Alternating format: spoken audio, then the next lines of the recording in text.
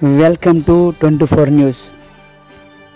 ఇటీవల రాజ్యసభ సమావేశంలో కేంద్ర హోంశాఖ మంత్రి అమిత్ షా రాజ్యాంగ రూపకర్త డాక్టర్ బిఆర్ అంబేద్కర్ గారిపై చేసిన అనుచిత వ్యాఖ్యలకు నిరసనగా పిఠాపురం మండల కమిటీ సిపిఎం పార్టీ ఆధ్వర్యంలో స్థానిక ఎంఆర్ఓ కార్యాలయం వద్ద ధర్నా నిర్వహించడం జరిగింది.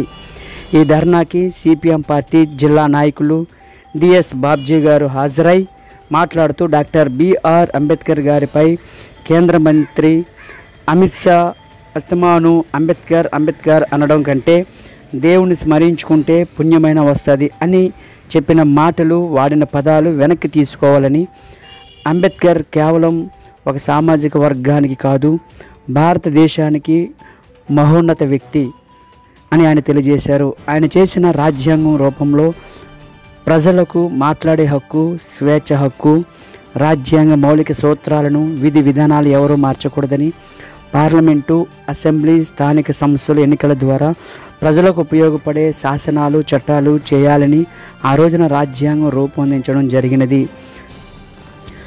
అటువంటి భారతరత్నపై పరిపాలించే ఏ ప్రభుత్వాలైనా అనుచిత వ్యాఖ్యలు చేయడం సమంజసం కాదు. కావున సిపిఎం పార్టీగా మేము కేంద్ర ప్రభుత్వాన్ని డిమాండ్ చేస్తూ వెంటనే కేంద్ర హోంశాఖ మంత్రి అమిత్ షాను పదవి నుండి తొలగించాలని, డాక్టర్ బిఆర్ అంబేద్కర్ ప్రతిమకు క్షమాపణ చెప్పాలని ఈ ఆందోళన ద్వారా మేము కేంద్ర ప్రభుత్వాన్ని డిమాండ్ చేయడం జరుగుతుందని మీడియాకు తెలియజేయడం జరిగింది. ఈ కార్యక్రమంలో పాల్గొన్న సిపిఎం మండల కన్వీనర్ కె చిన్న, కోనేటి రాజు, మణి, విశ్వనాథం, జి వీరబాబు, గోవిందచారి, గోపాలకృష్ణ, వి సూర్యనారాయణ, డి నాగేశ్వరరావు, ఎస్ శ్రీను, వి క్షమాపణ చెప్పాలి.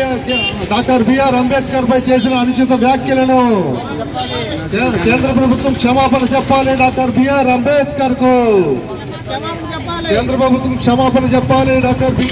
ఈరోజు రాష్ట్ర వ్యాప్తంగా మరి అంబేద్కర్ని పక్కన పెట్టి, రాజ్యాంగాన్ని పక్కన పెట్టి ఈవేళ పరిపాలన చేయడానికి బీజేపీ ప్రభుత్వం పూనుకోవడం అంటే చాలా దుర్మార్గమైన చర్యగా మనం ఖండించాలి.